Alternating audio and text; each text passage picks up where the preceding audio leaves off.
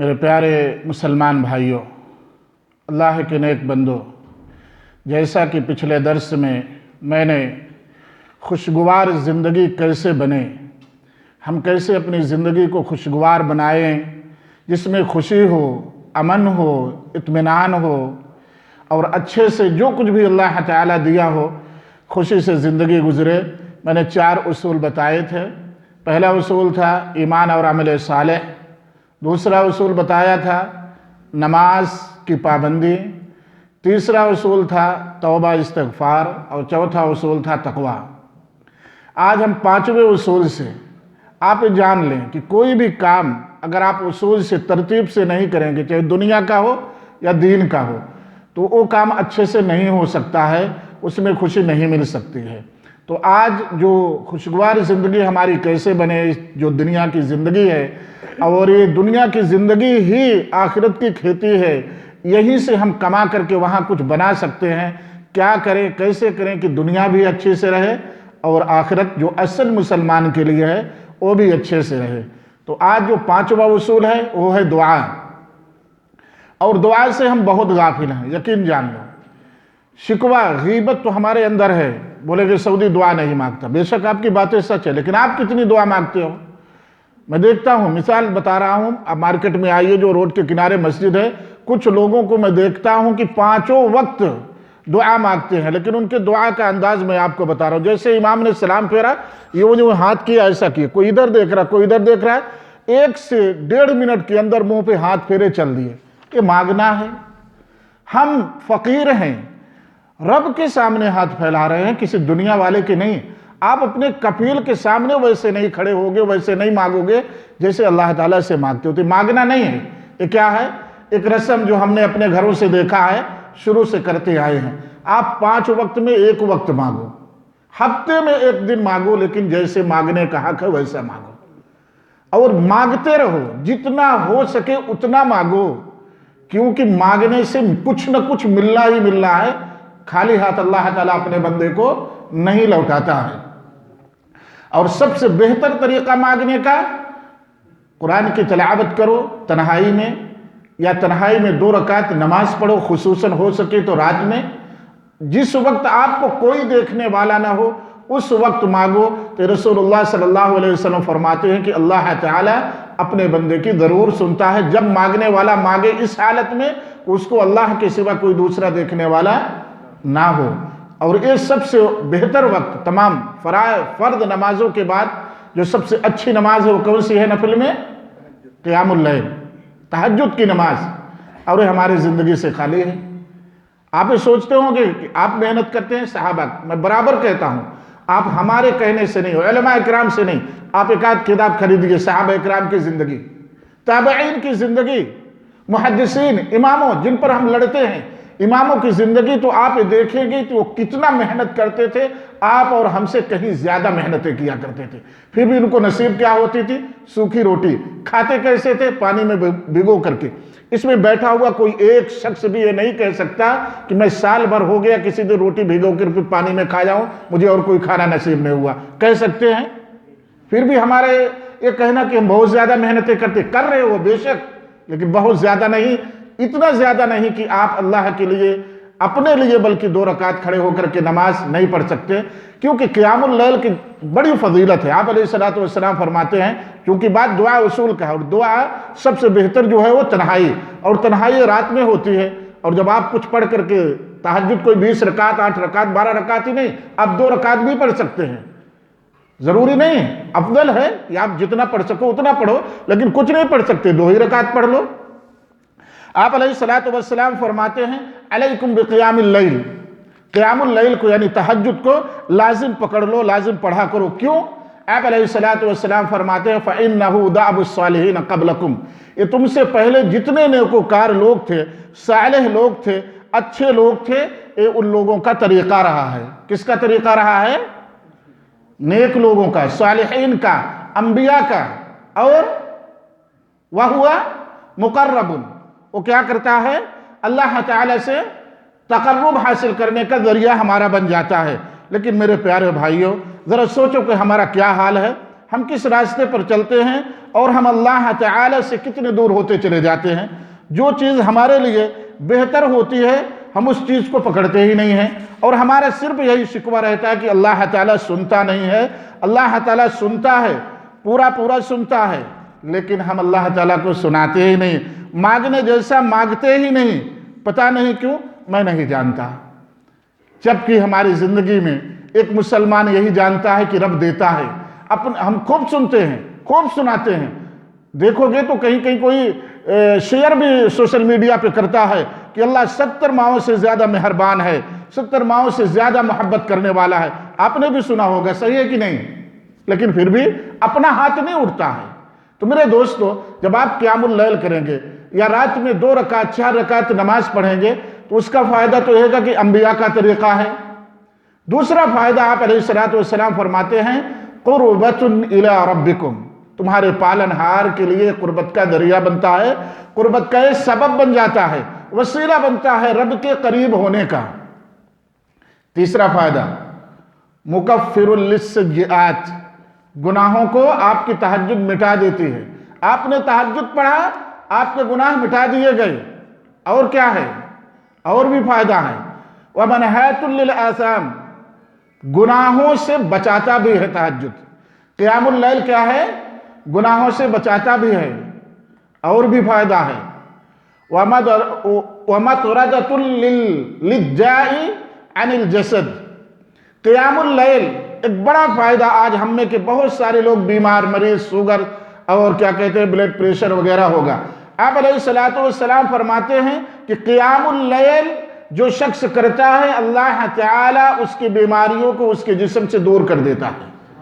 مطردۃ للجاء عن الجسد، جسم سے بیماریوں کو قیام اللیل دور کر دیتا ہے۔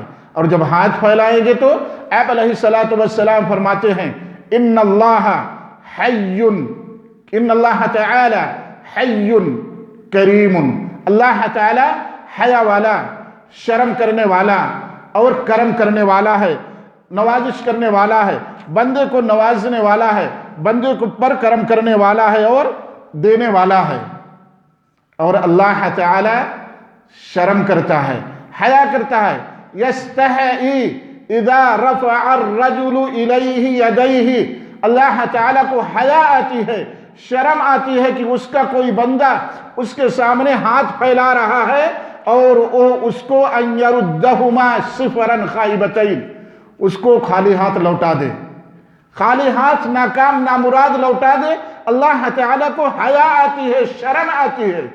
بتاؤ، جو رب اتنا کریم ہے کہ اپنے گنہگار سے گنہگار بندے کو جب وہ ہاتھ پھیلا دیتا ہے تو اس کو ناکام نامراد لوٹانے میں، خالی ہاتھ لوٹانے میں شرم آتی ہے، تو ہم مانگیں گے تو ہمیں ملے گا نہیں۔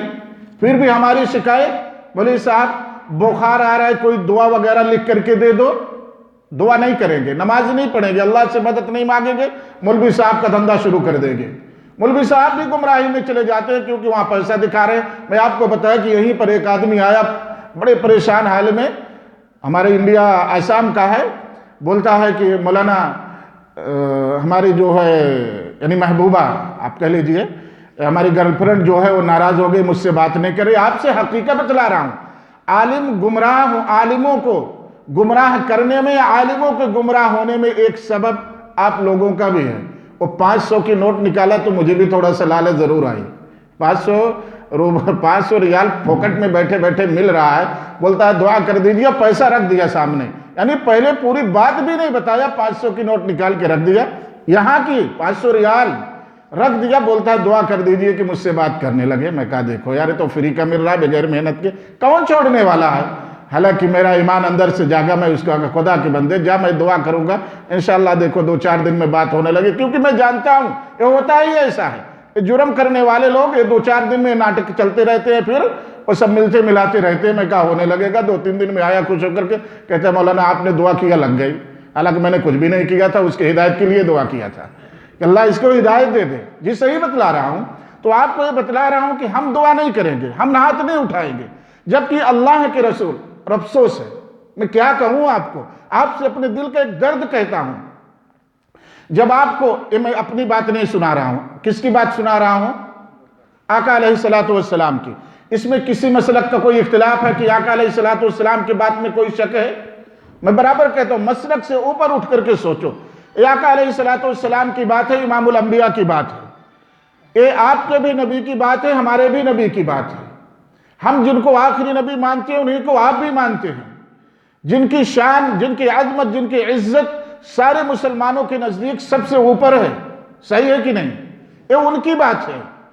میں یہ بات آپ کو بتلاؤں یا یہ بات بتلانے والا آدمی بتلاتا ہے، آپ کے یہاں سے نیچے اترتا نہیں ہے، یقین نہیں ہوتا ہے، سن کے ضرور جاتے ہیں، لیکن ایک ٹوپی لگائے ہوئے شخص یا بغیر ٹوپی داڑھی کا شخص بول دیا میرا مجرب نسخہ ہے، لے جاؤ، میں ایک پڑیا لکھ کر کے دیتا ہوں، کالے دھاگے لے کر کے آؤ، یا خود بنا کے دے دیا، لٹکا لو، آپ کا کام ہو جائے گا۔ مان لیتے ہو کہ نہیں؟ مان لیتے ہو نا؟ آقا علیہ الصلوۃ والسلام کی بات پر اگر آپ کو اعتبار ہے، وہ لکھ کر کے دیا، آپ کو معلوم بھی نہیں کہ لکھا کیا ہے، اور میں نے بہت ساری تعویذوں کو کھولا ہے تو کہیں یا فرعون یا حامان یا جبریل یا پتہ نہیں شیطانوں کے نام لکھ دیا ہے، کیا مراد ہے اس سے؟ ان کو کیوں پکار رہے ہو جو آپ سمجھتے بھی نہیں، جانتے بھی نہیں؟ دم کرنا، دعا کرنا کوئی حرج نہیں ہے، بلکہ کرنا چاہیے، کرانا بھی چاہیے، لیکن جو آج ہمیں گمراہ کر رکھے ہیں اس پر میں آپ کو توجہ دلا رہا ہوں۔ آقا علیہ الصلوۃ والسلام ضمانت دے رہے ہیں، بتلا رہے ہیں کہ رب حیا کرنے والا ہے، شرم والا ہے، کریم ہے، نوازنے والا ہے، دینے والا ہے۔ وہ حیا کرتا ہے، شرماتا ہے کب؟ جب اس کا کوئی بندہ اس کے سامنے ہاتھ پھیلاتا ہے اور اس کو خالی ہاتھ جو ہے ناکام لوٹانے میں شرماتا ہے۔ پھر بھی ہم گھبرا جائیں، پھر بھی ہم کو یہ ہو کہ میری دعا نہیں لگے گی، میری دعا نہیں سنے گی، وہ تو جی ہاتھ بھی نہیں پھیلا رہا ہے، جس سے آپ کالے دھاگے میں تعویذ بنوا کر کے لے کر کے آ رہے ہو، ہاتھ بھی نہیں اٹھایا آپ کے لیے۔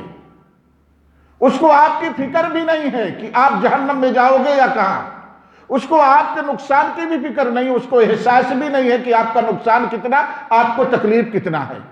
لیکن وہ اللہ جو ذرے ذرے سے واقف ہے، آپ کے ہر حالت سے واقف ہے، آپ اس کے سامنے ہاتھ پھیلاؤ۔ رب فرما رہا ہے محمد رسول اللہ صلی اللہ علیہ وسلم کے ذریعے سے کہ آپ کے ہاتھ کو خالی لوٹانے میں شرماتا ہے رب۔ جب رب شرمائے گا تو ہمیں ضرور دے گا، کچھ نہ کچھ اپنے بندے کو دے کر کے لوٹائے گا۔ اس لیے میرے پیارو، کبھی بھی آپ یہ سوچ کر کہ میں بہت بڑا گنہگار ہوں، میرا رب سنے گا، یعنی میں مثال دے دے کے سمجھاتا ہوں۔ ایک آپ کا بیٹا ہو، ایک آپ کا چھوٹا بھائی ہو یا آپ کی بیٹی ہو، بہت بڑا جرم کر لے، سب سے بڑا والا جرم، بدکاری کر لے، قتل کر دے، گھر سے بھاگ جائے، بہت غصہ آئے گا آپ کو کہ میری عزت کی واٹ لگا دیا، قوم میں میری ناک کٹ گئی، صحیح ہے نہیں؟ لیکن کچھ دنوں کے بعد وہی بچہ، وہی بیٹی، وہی بیٹا، وہی بھائی آپ کے سامنے آیا اور آپ کا پیر پکڑ لے، کیا کرو گے؟ معاف کر دو گے نا؟ آپ ایک انسان ہو، ایک رحمت اللہ تعالیٰ نے جو 100 رحمتیں ہیں اس میں سے ایک رحمت نازل کی ہے، جس میں ماں کو، آپ کو، درندوں، حیوانوں، چرندوں، پرندوں سب کو ملی ہے۔ آپ کے رحمت اور پیار کا یہ عالم ہے کہ جب آپ کا بھائی آپ کا پیر پکڑ لے گا، اپنی پیشانی آپ کے پیروں میں رکھ دے گا اور بولے گا جو چاہو کر لو، مجھ سے غلطی ہو گئی، آپ چھوڑ دو گے؟ جا تو نے ناک تو کٹا دیا لیکن جا، صحیح ہے نا؟ اور رب کے سامنے اگر آپ کتنا بڑا گناہ کر کے آ جاؤ تو رب نہیں معاف کرے گا، جس کے پاس 99 رحمتیں موجود ہیں۔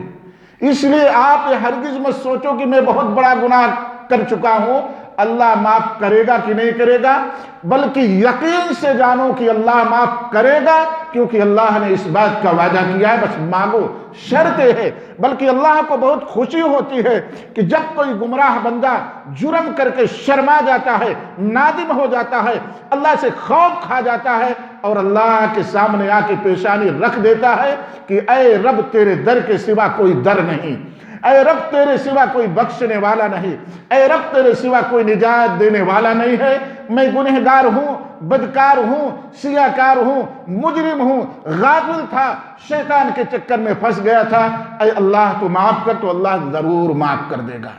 اس لیے میرے دوستو دعا خوب کرتے رہو۔ ہر مصیبت ہو یا نہ ہو، پریشانی ہو یا نہ ہو، آپ دعا کرتے رہیں۔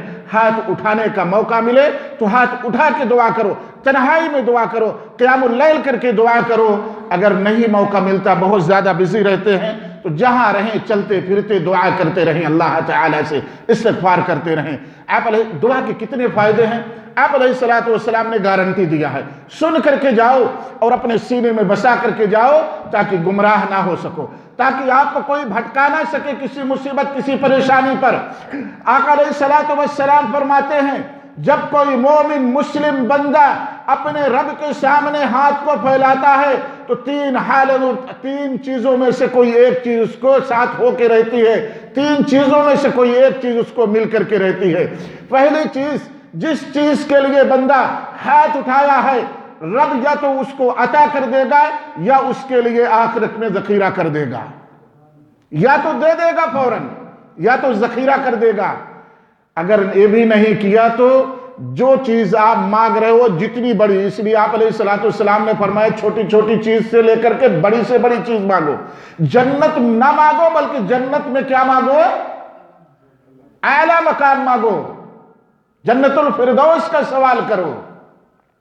آپ علیہ السلام فرماتے ہیں کہ جو چیز دعا مانگے تھے اس کے برابر اللہ تعالی تم سے مصیبتوں کو ٹال دے گا۔ جو مصیبتیں آنے والی ہوں گی، آپ نے دعا کیا، فوراً آپ کو رزلٹ نہ دکھا، وہ چیز نہ ملی، رسول اللہ صلی اللہ علیہ وسلم کا وعدہ ہے یا تو وہ ذخیرہ کر دیا گیا یا تو اللہ تعالی اس کے برابر آپ سے مصیبتوں کو ٹال دیا۔ رب کا کتنا بڑا کرم ہے، پھر ہم کیوں نہ مانگیں؟ رزلٹ ملے یا نہ ملے، نتیجہ رب پر چھوڑ دو، مانگو، مانگتے رہو، چھوڑو مت۔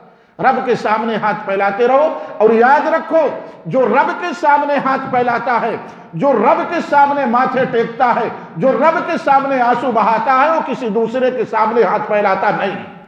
جو رب کے سامنے روتا ہے وہ کسی دوسرے کے سامنے گڑ گڑاتا نہیں۔ جو رب کے سامنے اپنی پیشانی کو رکھ کر کے مطمئن ہو گیا کہ میں نے احکم الحاکمین کے سامنے سجدہ کیا ہے، اور بندہ سب سے اپنے قریب ہوتا ہے اپنے رب کے سجدے کی حالت میں، پھر اس کی پیشانی کسی دوسرے کے سامنے جھکتی نہیں، کیونکہ یہ پیشانی جب رب کے سامنے جھکا دیا تو اب کسی اور کے سامنے نہیں جھکتی، وہ ذلیل نہیں ہوتا ہے، اللہ اس کو عزت دے دیتا ہے۔ اس لیے میرے پیارو، رب سے مانگتے رہو، کیونکہ ہر حال میں کچھ نہ کچھ آپ کو مل کر کے رہے گا، خالی ہاتھ تو نہیں لوٹنا ہے۔ ہمارے آخرت کے لیے ذخیرہ ہو گیا، بعد میں ملا تب بھی فائدہ، مصیبت ٹال دی گئی تب بھی فائدہ۔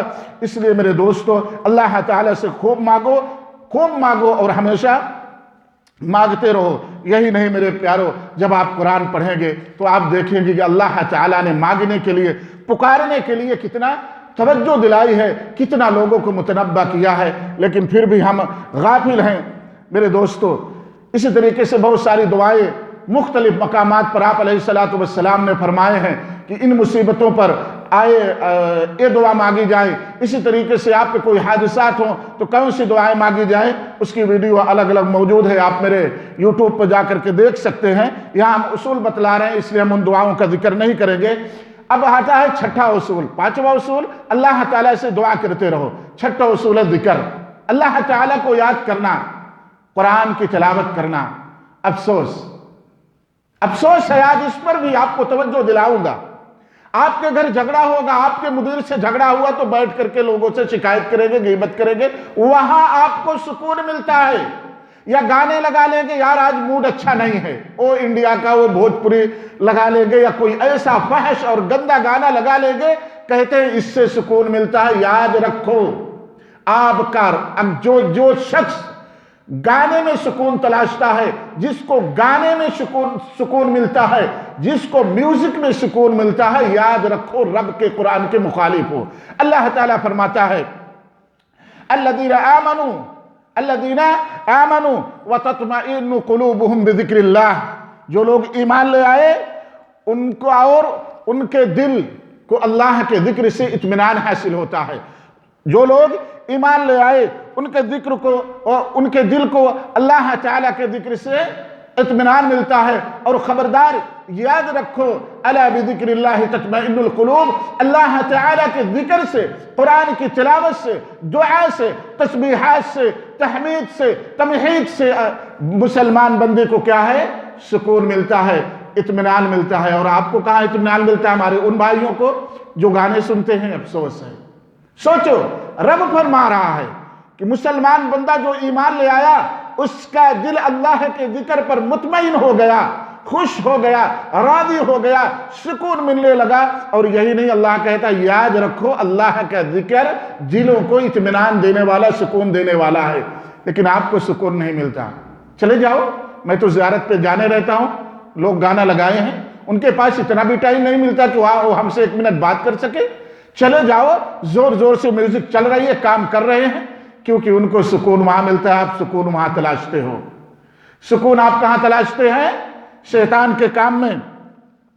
یاد رکھے، یہ چیز آپ کو گمراہ تو کر سکتی ہے، بدکار تو بنا سکتی ہے، لیکن گھروں میں برکت نہیں لے آ سکتی، آپ کے کام میں برکت نہیں آ سکتی۔ آپ کو بظاہر وقتی طور پر شیطان نے گانے کے ذریعے سے، میوزک کے ذریعے سے آپ کو اطمینان تو دلا دیا، سکون تو دلا دیا، غموں کو بھلا دیا، لیکن یقین مان لو، یقینی طور پر آپ کو نہ سکون ملا، نہ اطمینان، بلکہ آپ کی مصیبتیں دنیا میں بھی اور آخرت میں بڑھا دی گئیں۔ اس لیے میرے دوستو، دعا کے ذریعے سے، ذکر کے ذریعے سے، استغفار کے ذریعے سے سکون تلاشو، نہ کہ تم میوزک اور گانوں کے ذریعے سے۔ یہی نہیں، جتنے گندے آپ گانے استعمال کرتے ہیں، جس طریقے سے آپ تصویریں اور فوٹوؤں کو شیئر کرتے ہو، اندازہ کرنا ہے آپ کے ایمان کو۔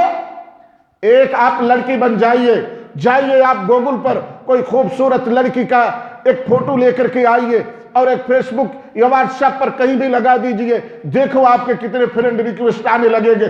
داڑھی والے، بوڑھے، نوجوان، ہر آدمی آپ کے پاس ریکویسٹ بھیجے گا اور آپ کی ہی تعریف کرے گا، آپ کو لائک کرتا چلا جائے گا۔ کیوں؟ کہاں چلا گیا ایمان؟ مر گیا، مردے ہو گئے ایک لڑکی کو دیکھ کر کے جس کا پتہ بھی نہیں کہ لڑکی ہے کہاں کی۔ لگانے والا لڑکا ہے یا لڑکی پتہ نہیں، ان کے سمجھ میں لڑکی ہے، میں اس کو اپنا دوست بنا لوں۔ نمبر بھیجتے ہیں، نمبر میں سوشل میڈیا پر ایکٹیو ہوں، برابر دیکھتا رہتا ہوں، کہو تو میں سینکڑوں نمبر آپ کو بھیج سکتا ہوں کہ میڈم پلیز مجھ سے ایک بار بات کریں۔ اللہ اکبر! کبھی کسی عالم سے بھی کہا؟ کبھی کسی عالم سے بھی کہا؟ اس کے پاس بھی بات کرنے کی سوچی جو آپ کو دین کی بات بتلائے گا؟ میری بات جھوٹ ہے تو دیکھ لو، آپ ہیں۔ جب دیکھتا ہوں کوئی اسد اللہ، کوئی فلاں خان، کوئی ابو بکر، کوئی خالد نام رکھا ہے، تو یہی دل چاہتا ہے کہ اسلام کے ماننے والے کہاں چلے گئے، کہاں پہنچ گئے، کہاں گئے؟ عمر جیسے حاکم کی ان کے لیے تلواریں نکالتے اور کوڑے ان پر برساتے۔ چاہ کر کے دیکھو کتنی فحاشی پھیلائی ہے، کتنا گندگی پیدا کر دیا ہے۔ یہ گانے آپ کو بدکار بناتے ہیں، یہ گانے آپ کو گنہگار بناتے ہیں، بڑے سے بڑے گناہ کے لیے آپ کو راغب کرتے ہیں، آپ کے دل اور آپ کی آرزوؤں کو، خواہشوں کو زنا کی طرف مائل کرتے ہیں، کیونکہ گانے والیاں ہی ایسی ہیں۔ یہی نہیں، آپ علیہ السلام نے فرمایا تھا لَيَكُونَنَّ مِنْ أُمَّتِي أَقْوَامٌ يَسْتَحِلُّونَ الْحِرَى وَالْحَرِيرَ وَالْخَمْرَ وَالْمَعَازِفَ، رواہ البخاری۔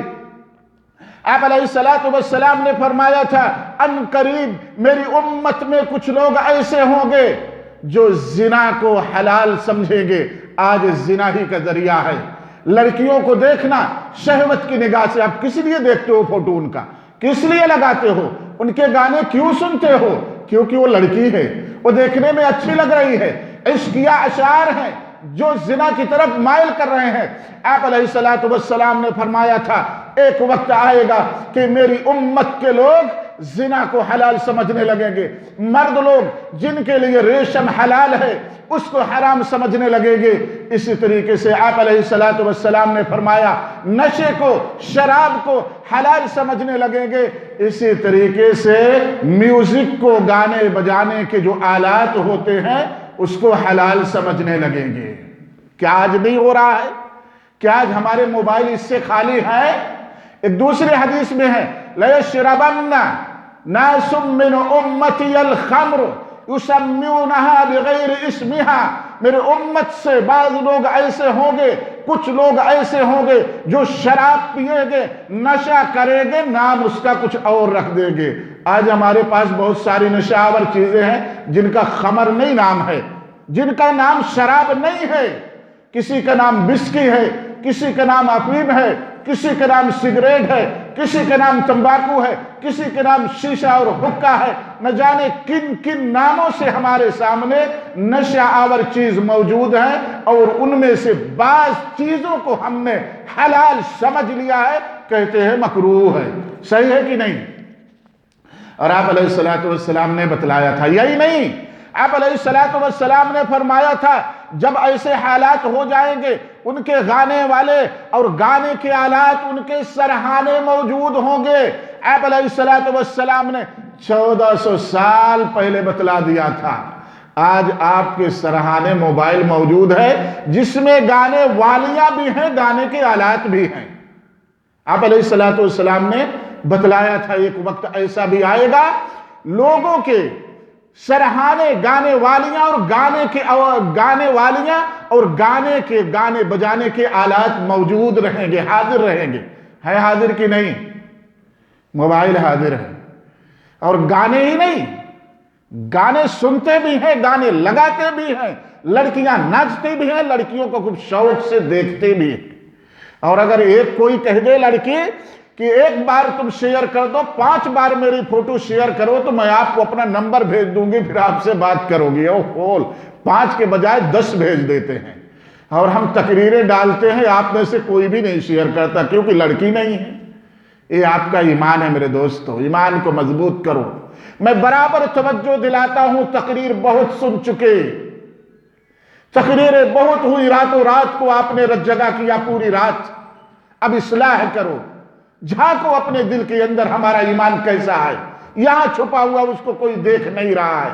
कहीं ऐसा तो ईमान नहीं कि एक तस्वीर पर, एक लड़की के फोटो पर आपके राल टपक रहे हैं, आपका मुंह पसीज रहा है, आपके दिमाग हचकोले खा रहे हैं, आपकी आंखें न जाने कहां कहां पहुंच चुकी, आपका दिल न जाने कहां तक सोच चुका कि 5 बार शेयर करो, नंबर मिल जाएगा, आज इसको मोहब्बत प्यार की बात होगी। अगर ऐसा आपका दिल है तो ईमान जर्रे बराबर भी मौजूद नहीं है। आप अलैहिस्सलातु वस्सलाम ने फरमाया था जब ऐसे वक्त, ऐसे हालात होंगे कि लोगों के सरहाने, गाने बजाने के आलात और गाने वालियां हाजिर होंगी, ऐसे वक्त में अल्लाह ताला इतना नाराज होगा कि इनको जमीन में धंसा देगा और उसमें से कुछ लोगों को सुअर और बंदर बना देगा। अल्लाहु अकबर। फिर भी हमें डर ना आया। आज जगह जगह पर जमीनें धंस रही हैं, आज जलजले आते हैं, जमीनें फट जा रही हैं, बड़ी बड़ी बिल्डिंगें जमीनों में समा जा रही हैं। कुछ दिनों पहले तुर्की में आया था, उसके पहले कुछ दिनों अमेरिका में आया था। इसी तरीके से रह रह करके बाज इलाकों में आते हैं, फिर भी हमें गैरत नहीं आती, अल्लाह का खौफ नहीं पैदा होता। रसूलुल्लाह सल्लल्लाहु अलैहि वसल्लम की बताई हुई बातें 100% सही सादिक आती है, फिर भी हमारा ईमान नहीं जागता है। मेरे दोस्तों, खौफ करो अल्लाह ताला से, कहीं ऐसा ना हो कि हम भी शिकार हो जाएं, कहीं ऐसा ना हो कि हम पर भी अल्लाह का अजाब आ जाए, अल्लाह की पकड़ आ जाए। मेरे दोस्तों, 7वां उसूल है शुक्र। अल्लाह ताला का शुक्र लाजिम है। शुक्र किसे कहते हैं समझने की कोशिश करना। हम सब कहते हैं, सोचते होंगे मैं भी शुक्र कर रहा हूं, ये शुक्र नहीं है। शुक्र जब बंदा करेगा तो मुतमईन होगा रब की नियामतों से।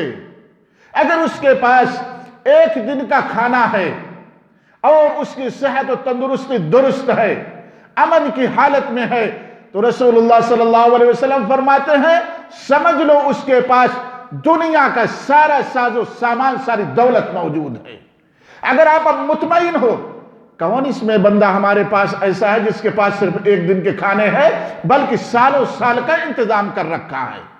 अगर आप इस हालत में होते हुए मुतमईन हो कि मेरे पास जो कुछ भी है अल्लाह का शुक्र है, खुश हो, शिकवा नहीं है कि कमाई खत्म हो गई, यार धंधा चल नहीं रहा है, क्या करूं इसकी मां का, अगर ऐसा है तो समझ लो आप शिकवा कर रहे हो, आप नाराज हो, आप शुक्र करने वाले बंदे अल्लाह के नहीं हो। اللہ تعالیٰ فرماتا ہے وَإِذْ تَأَذَّنَ رَبُّكُمْ لَئِن شَكَرْتُمْ لَأَزِيدَنَّكُمْ، خبردار تمہارا رب، تمہارا پالنہار تو تم کو خبر کر چکا ہے، بتلا چکا ہے کہ اگر تم اپنے رب سے خوش رہو گے، شکر ادا کرو گے، قدر اس کی نعمتوں کا کرو گے، لَأَزِيدَنَّكُمْ، تو ہم تمہارے اوپر اپنی نعمتوں کو اور زیادہ کریں گے اور زیادہ اپنی رحمتوں کا نزول کریں گے، وَلَئِن كَفَرْتُمْ إِنَّ عَذَابِي لَشَدِيدٌ، اگر نہ شکری کرو گے، پوچھ لو کیا حال ہے بھائی، دھندا کیسے چلا یار، بڑا مدہ ہے، یہ پتہ نہیں حکومت کیسے آ گئی، کیا ہو گیا، تو اللہ تعالیٰ کہتا لَئِن كَفَرْتُمْ إِنَّ عَذَابِي لَشَدِيدٌ، اگر نہ شکری کرو گے، اللہ کی نعمتوں کی قدر نہیں کرو گے، اللہ نے جو دیا ہے اس پر خوش ہو کر کے حمد نہیں بیان کرو گے، اللہ کہہ رہا ہے میری سزا تو بہت سخت ہے، میری پکڑ تو بہت سخت ہے، میرا عذاب تو بہت سخت ہے۔ آج وہ سختیاں ہم پر آتی ہی چلی جا رہی ہیں کیونکہ ہم رب کی نعمتوں کا شکر نہیں کرتے، قدر نہیں کرتے جیسا قدر کرنے کا حق ہے۔ زبان سے تو کر دیتے ہیں، دل مطمئن نہیں ہے۔ 2000 مہینے میں بچ رہا ہے، دل راضی نہیں ہے۔ اجی سوچو ذرا پیچھے والے کو جو مزرعے میں کھیتی میں کام کر رہا ہے اس کا 1200 بھی نہیں بچ رہا ہے، تب آپ شکر گزار بن جائیں گے، لیکن آپ سوچتے ہی نہیں ہیں کیونکہ آپ صرف اپنا پیٹ، اپنا بھلا، اپنی دولت، اپنی چاہت کے پیچھے پڑے ہوئے ہیں۔ اور جو آدمی دنیا کے پیچھے پڑ جاتا ہے سب چیز کو بھلا کر کے، اس کو خوشی کبھی نصیب نہیں ہوتی۔ مال تو مل سکتا ہے، ایک بات کو یاد رکھ لو، دولت تو آپ کے قدموں میں آ سکتی ہے، لیکن امن، اطمینان، سکون، چین نہیں آ سکتا جب تک کہ اللہ سے لگاؤ نہ ہو۔ میں بار بار کہتا ہوں، پہچان نہ ہو سکون، پہچان نہ ہو چین، تو پہچان ہو اس سے کہ بندے کی جیب خالی ہے، بڑے مشکل سے پیٹ بھر رہے ہیں، لیکن جب رات کو بستر پہ جاتا ہے تو کھراٹے مارتے ہوئے سو ہی جاتا ہے۔ یہ نہیں کہ ڈاکٹر بولتا تم گوشت مت کھاؤ، ابھی 40 سال عمر نہیں ہوئی، میٹھا مت کھاؤ، گوشت مت کھاؤ، رب ناراض ہے۔ سدھار لے آؤ اپنے اندر، اصلاح پیدا کرو، کیونکہ رب کا شکر نہ ادا کرنے کی وجہ سے رب نے دولت تو دے دی لیکن سکون کو چھین لیا۔ اس لیے میرے پیارو، رب کا شکر ادا کرو تاکہ رب تم سے خوش رہے۔ جب رب خوش ہوگا تو رب مصیبتوں کو ٹال دے گا۔ اللہ فرماتا ہے ما يفعل اللہ بعذابکم ان شکرتم وآمنتم وکان اللہ شاکرا علیما، اللہ تم کو عذاب دے کے کیا پائے گا؟ اس کی عظمت میں بڑھوتری ہوگی۔ تم کو اگر عذاب دے دے گا تو اللہ کی حکومت بڑھ جائے گی، اللہ کی حکومت تمہارے عذاب دینے سے، تم کو عذاب دینے سے طاقتور ہو جائے گی۔ اللہ فرماتا ہے ما يفعل اللہ بعذابکم، اللہ کو تم کو عذاب دینے میں کیا ملنے والا ہے بھلا، کیا فائدہ ہونے والا ہے؟ کیوں تم کو عذاب دے گا؟ کب؟ ان شکرتم وآمنتم، تم سچے ایمان والے بن جاؤ اور اللہ کی نعمتوں کی قدر کرنے والے بن جاؤ، شکر ادا کرنے والے بن جاؤ۔ وَكَانَ اللَّهُ شَاكِرًا عَلِيمًا، اللہ تو قدر دان اور ہر چیز کو جاننے والا ہے، آپ کے دلوں کے رازوں کو، آپ کے دلوں کو، بھیدوں کو، کہ کتنا لالچ بسی ہے، کتنا چوری کی خواہش ہے، دولت بڑھانے کی کتنا آپ کو فکر لگی ہے، اللہ سب جان رہا ہے۔ کتنا شکر صبر والے ہو، سب جان رہا ہے میرے پیارو۔ مسلمان تو وہ ہوتا ہے کہ اللہ تعالیٰ اس کے ہر عمل پر، سویا تو بھی نیکی، کھایا تو بھی نیکی، بولا تو بھی نیکی، ہنسا تو بھی نیکی، مصیبتیں آئی تو بھی نیکی، ہر جگہ فائدہ ہی فائدہ ہے، تو ہم اللہ تعالیٰ کا شکر کیوں نہ کریں۔ 8واں اصول جس سے ہماری زندگی خوشگوار ہو سکتی ہے، اللہ کے رسول صلی اللہ علیہ وسلم فرماتے ہیں، اور اللہ تعالیٰ نے بھی قرآن مجید میں جگہ جگہ پر ہمیں بتلا دیا ہے، لیکن چند آیات آپ کے سامنے ذکر کروں گا کیونکہ ہم یہی چاہتے ہیں۔ میں نے بتلایا تھا کہ انسان کے ساتھ، اس کی پیدائش کے ساتھ، اس کی حیات و موت تک مصیبت اور خوشی لگی رہے گی۔ کبھی یہ سوچو کہ ہم پر مصیبت نہ آئے، یہ ہو نہیں سکتا ہے، کیونکہ اگر آپ کو اور زیادہ جاننا ہے انبیاء اکرام کے، خصوصاً محمد الرسول اللہ صلی اللہ علیہ وسلم کی سیرت پڑھو، صحابہ کی زندگی کے حالات پڑھو، آپ کے ایمان میں بھی زیادتی ہوگی، صبر بھی پیدا ہوگا۔ 8واں اصول ہے صبر۔ اللہ تعالیٰ فرماتا ہے وَلَنَبْلُوَنَّكُمْ بِشَيْءٍ مِّنَ الْخَوْفِ وَالْجُوعِ وَنَقْصٍ مِّنَ الْأَمْوَالِ وَالْأَنفُسِ وَالثَّمَرَاتِ وَبَشِّرِ الصَّابِرِينَ۔ اللہ تعالیٰ فرماتا ہے ہم تمہیں ضرور آزمائیں گے، ہم تمہیں ضرور آزمائیں گے خوف سے اور بھوک کے ذریعے سے، یعنی آپ پر خوف طاری ہوگا دشمن کا، کفار کا، کبھی امریکہ کا، کبھی مشرکین کا، کبھی چوروں کا۔ اگر ایمان والے ہو تو آپ پر خوف اور بھوک کے ذریعے سے آزمائش آئے گی۔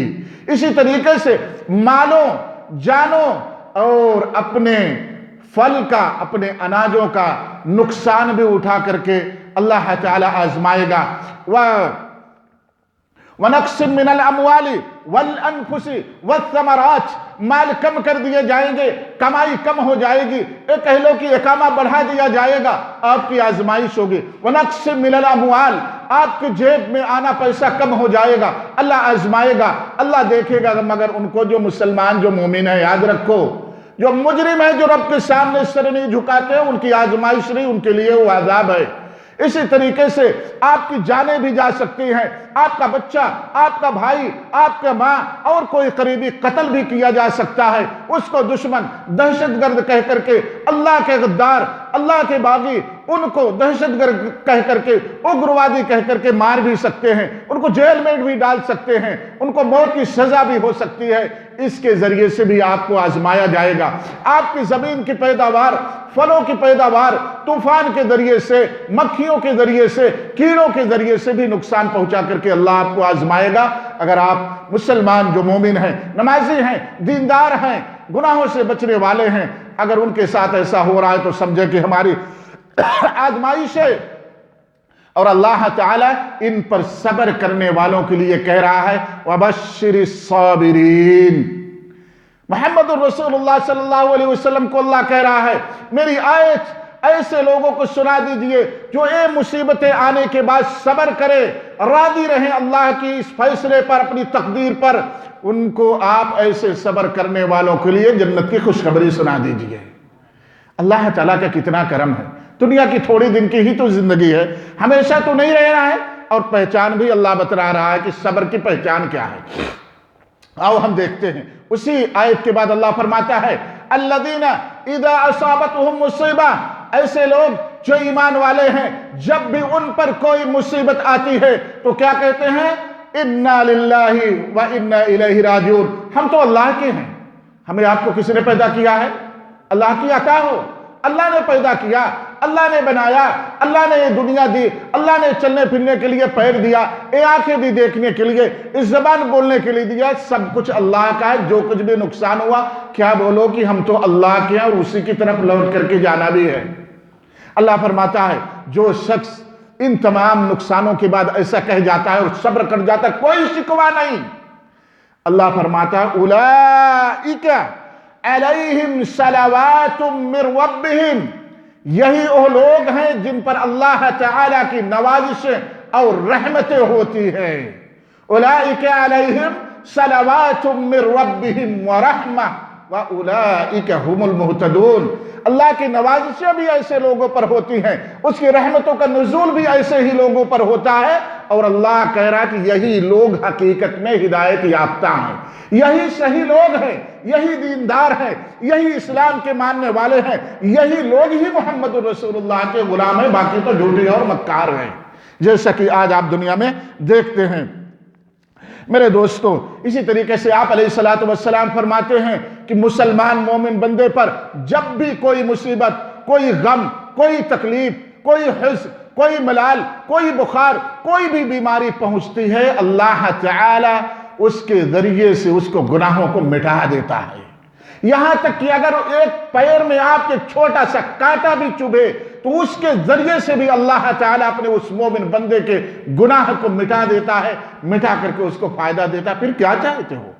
تکلیف پہنچی، رب نے ہمیں بدلا دیا، رب نے ہمیں یوں نہیں چھوڑا، بلکہ اس تکلیف کو اللہ تعالیٰ نے محمد الرسول اللہ صلی اللہ علیہ وسلم کے ذریعے سے بتلا دیا الا کفر اللہ بہا من الخطایا۔ ان تکلیفوں کے ذریعے سے، ان کے آنے سے اللہ تعالیٰ نے آپ کے گناہوں کو مٹا دیا، گناہوں کا کفارہ بنا دیا۔ اسی طریقے سے میرے دوستو، اللہ کے رسول صلی اللہ علیہ وسلم کئی ساری حدیثیں ہیں۔ ایک حدیث میں آپ علیہ السلام فرماتے ہیں عجبا لامر المومن ان امرہ کلہ خیر، عجب معاملہ ہے، تعجب والا معاملہ ہے کس کا؟ مومن کا۔ اس کا ہر معاملہ، ہر کام جو بھی ہوتا ہے کیا ہے؟ خیر ہی خیر کا ہے، اور یہ سوائے مومن کے اور کسی کے لیے نہیں ہے۔ کیسے؟ ان اصابتہ سراء ان اصابتہ سراء فشکر، اگر بندے پر خوشی آتی ہے، بندے کو کوئی خوشی پہنچتی ہے، کوئی اللہ کا فضل اس کو حاصل ہوتا ہے، کوئی نعمت اس کو ملتی ہے، فکان خیرا لہ، وہ شکر ادا کرتا ہے اللہ تعالیٰ کا، اور پھر کیا ہوتا ہے؟ وہ بھی اس کے لیے خیر کا ذریعہ، کیونکہ شکر کرنے سے اللہ تعالیٰ اور زیادہ دیتا ہے اور اس سے خوش ہو جاتا ہے۔ وَإِنْ أَصَابَتْهُ ضَرَّاءُ صبر، اگر کوئی تکلیف پہنچی، کوئی نقصان پہنچا تو کیا کرتا ہے؟ وہ صبر کرتا ہے، اور اس صبر صابرین میں سے ہو جاتا ہے۔ اور اس کے لیے ابھی خوشخبری سنایا ہوں، قرآن نے اس کے لیے خوشخبری سنا دی ہے، کس کی؟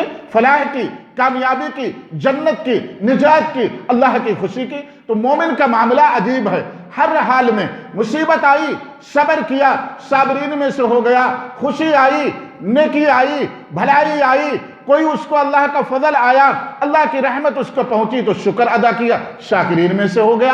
ہر حال میں اس کو کیا ہے؟ خیر ہی خیر ہے اس کے لیے بھلائی ہی بھلائی ہے۔ میرے دوستوں، اللہ تعالی ہم لوگوں کو شکر کرنے والا بنائے، اللہ تعالی ہم لوگوں کو صبر کرنے والا بنائے۔ ہمارے حالات کیا ہیں آپ دیکھ رہے ہیں، کتنا کہوں، بار بار شکایت کرتا ہوں، یہ دل کی ایک شکوہ ہے کہ ہمارا مسلمان بھائی کس طریقے سے دین سے دور ہوتا چلا جا رہا ہے۔ افسوس ہے۔ بس ایک بات کہہ کر کے میں اپنی بات ختم کروں گا، کیونکہ پچھلی بار دیر ہو گئی تھی۔ اپنے وعدے کی خلاف ورزی نہیں کرنا چاہیے۔ عجیب سا معاملہ ہے میرے دوستوں، ابھی آپ کو گھر جانا ہوگا، ہر چیز کے لیے آپ تیاری کرتے ہیں، صحیح ہے کہ نہیں؟ سعودی آنا ہوا تو تقدیر پر بھروسہ کر کے نہیں بیٹھتے ہو، پہلے پاسپورٹ بنوا لیتے ہو، بنواتے ہو کہ نہیں؟ لوگوں سے کہنا شروع کر دیتے ہو، آفسوں کا چکر لگاتے ہو، ایجنٹ کو پکڑتے ہو، کبھی کبھی پھنس بھی جاتے ہو، پیسہ بھی لٹ جاتا ہے، کبھی کبھی مارے بھی جاتے ہیں لوگ۔ کیوں آپ کوشش کر رہے ہیں؟ اسی طریقے سے آپ اپنے کام کے لیے پورے پہلے سے پلاننگ کرتے ہیں۔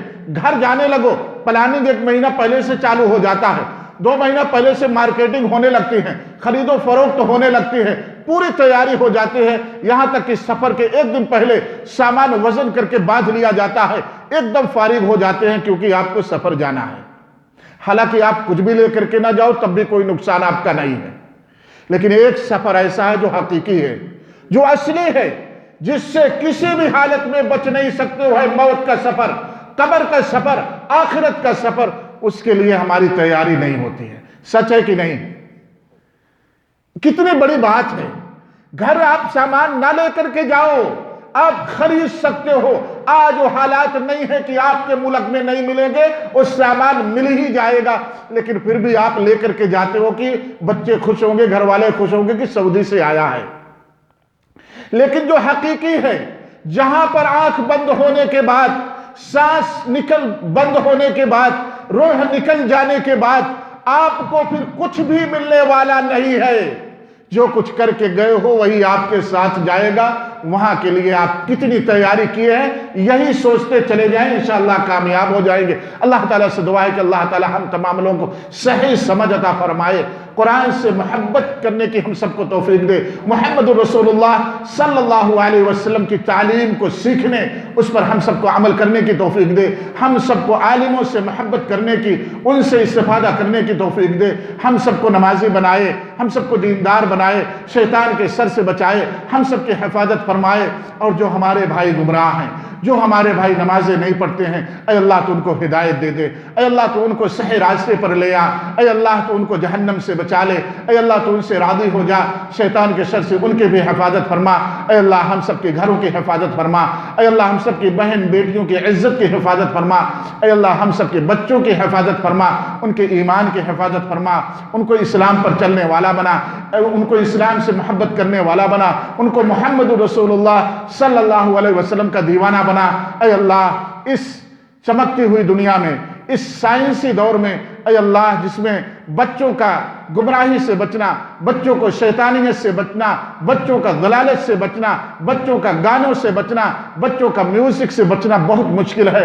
اے اللہ تو آسان فرما، اے اللہ تو ان کی حفاظت فرما، ان کے ایمان کی حفاظت فرما، ہم سب کی حاضری کو قبول فرما، ہم سب کی اس ٹوٹی پھوٹی حاضری کو قبول فرما۔ اے اللہ ہم نے جو کچھ بھی سنایا جو کچھ بھی آپ لوگوں نے سنا اے اللہ اس کو قبول فرما اور ہم سب لوگوں کو عمل کرنے والا بنا، اس کے مطابق اپنی زندگی بسر کرنے والا بنا۔ اے اللہ اس کو دنیا میں بھی اور آخرت میں بھی ہم سب کے خیر بھلائی کا ذریعہ بنا لے۔ اے اللہ ہم سب کی مصیبتوں کو دور فرما، ہم سب کی پریشانیوں کو دور فرما۔ اے اللہ ہم سب کے رزق میں زیادتی عطا فرما۔ اے اللہ ہم سب کو پاک رہنے والا بنا، محمد رسول اللہ سے محبت کرنے والا بنا، ہم سب کو ایمان والا بنا، ایمان پر چلنے والا بنا، ایمان پر ثابت قدم رہنے والا بنا۔ اے اللہ ہم سب کو قرآن کا تلاوت کرنے والا بنا دے۔ اے اللہ ہم سب کو 5 وقت کا نمازی بنا دے۔ اے اللہ ساری مصیبتوں کو دور فرما، پریشانیوں کو آسان فرما، تمام مسلمانوں کو ہر پریشانی ہر مصیبتوں سے نجات عطا فرما۔ اے اللہ جو بھی بیمار ہیں، جو بھی پریشان ہیں، ان کو شفائے کلی عطا فرما، ان کو پریشانیوں کو ہمیشہ کے لیے دور فرما۔ اے اللہ سارے لوگوں کو بیماریوں کو دور کر دے، بیماریوں سے نجات دے دے۔ اے اللہ شفائے عاجلہ عطا فرما۔ اے اللہ والدین کو، ہم سب کے والدین کو خصوصی طور پر جن کے والدین بوڑھے ہو گئے ہیں، بزرگ ہو گئے ہیں، اے اللہ تو ان کو ایمان کی حفاظت فرما، ان کو دین پر ثابت قدم رکھ، ان کو ہر بیماری ہر پریشانی سے بچا، ان کی حفاظت فرما، ان کے ایمان کی حفاظت فرما۔ اے اللہ جن کے والدین اس دنیا سے چلے گئے ہیں، اے اللہ ان کے والدین کو اپنے والدین کے لیے صدقہ جاریہ کا سبب بنا، ان کے اولادوں کو نیک بنا تاکہ ان کے لیے دعا کریں اور فائدہ پہنچائیں۔ اے اللہ جن کے والدین اس دنیا سے چلے گئے ہیں ان کے نیکیوں کو قبول فرما، ان کے گناہوں کو درگزر فرما، ان کے قبروں کو جنت کا باغ بنا دے۔ اے اللہ تیرے سوا کوئی آسانی کرنے والا نہیں، تیرے سوا کوئی مرادیں پورے کرنے والا نہیں، تیرے سوا کوئی مشکلیں دور کرنے والا نہیں۔ اے اللہ ہم سب تیرے در کے فقیر ہے، تو غنی ہے، تو کریم ہے، تو رحمان ہے، تو رحیم ہے۔